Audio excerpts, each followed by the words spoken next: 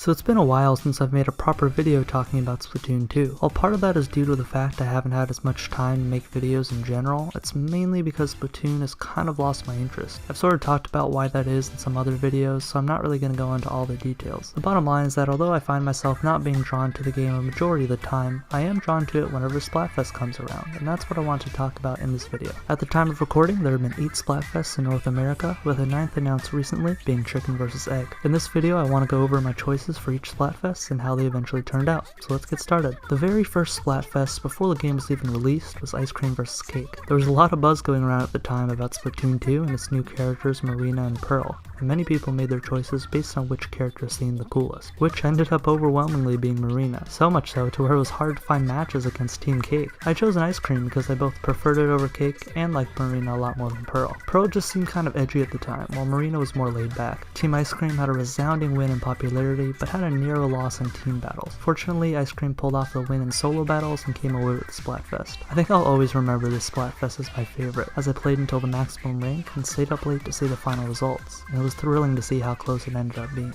The next Splatfest came a few weeks later and was ketchup versus mayo. Now based on which condiment I liked more, ketchup was the easy choice, and I was also lucky that ketchup was the choice of Marina, so it ended up not being a difficult decision to make. I also played this Splatfest to max rank, but didn't stay up as late to see the results. When I checked in the morning, ketchup crushed in popularity, as I had expected. However, Team Mayo was able to pull off the wins in both solo and team battles, so we ended up losing the Splatfest. Even with the loss, however, it was a fun Splatfest that was even more interesting with the new red and white ink colors. The third Splatfest was Invisibility versus Flight. This was actually the first Splatfest that I had a difficult time making a decision with. On the one hand, I thought Flight was much cooler than Invisibility, as you could theoretically travel anywhere at rapid speeds. But on the other hand, Flight was Pearl's choice, and Marina endorsed Invisibility. I didn't know if I should choose a side based on character or ability, but in the end I decided I shouldn't limit my choices to what the characters pick, so I sided with Pearl and joined Flight. This was also the first Splatfest that I didn't reach max rank in, as it was right about the time when I started getting a bit bored of the game, but I still ended up playing a good bit and was pleased to see that Team Flight won solo and team battles to take the win. The fourth Splatfest was Vampire versus Werewolf, and my friend actually had to remind me to go pick a side because it had been a bit since I had played it. Remembering my rule not to choose a side just because Marina picks it, I decided to join Team Vampire. I think I may have played a bit in the Splatfest, but not very much. Team Vampire, to my surprise, actually ended up sweeping all 3 categories for the first time in Splatoon 2 history.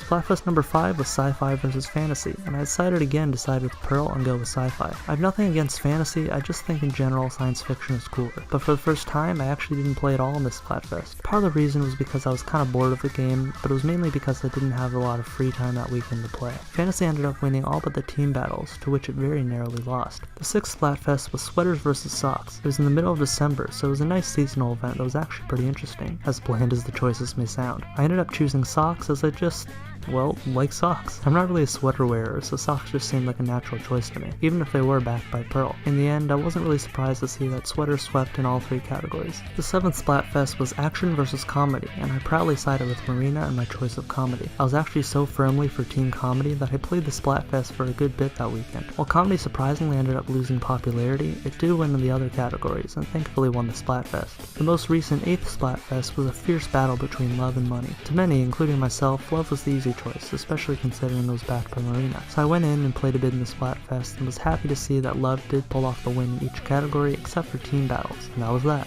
There's a 9th Splatfest coming up, which is chicken versus egg, and no, they don't mean which tastes better. They're referring to the classic philosophical question that's existed over the centuries. To be honest, this can be a pretty divisive topic, and I'm surprised they went with this theme, but I ended up choosing Team Egg as I remember seeing an ASAP Science video about how it's likely that different creatures a long time ago laid an egg that created a chicken, so the choice wasn't too difficult for me. Let me know which side you're going to pick by clicking or tapping the card in the top right of the screen to vote for the chicken or the egg. Also let me know which Splatfests were your favorite and which sides you picked in the comments. Statistically, it's unlikely we made all the same choices for every Splatfest, so let me know where you disagree or agree with my picks. Thanks for watching, and I'll see you in the next video.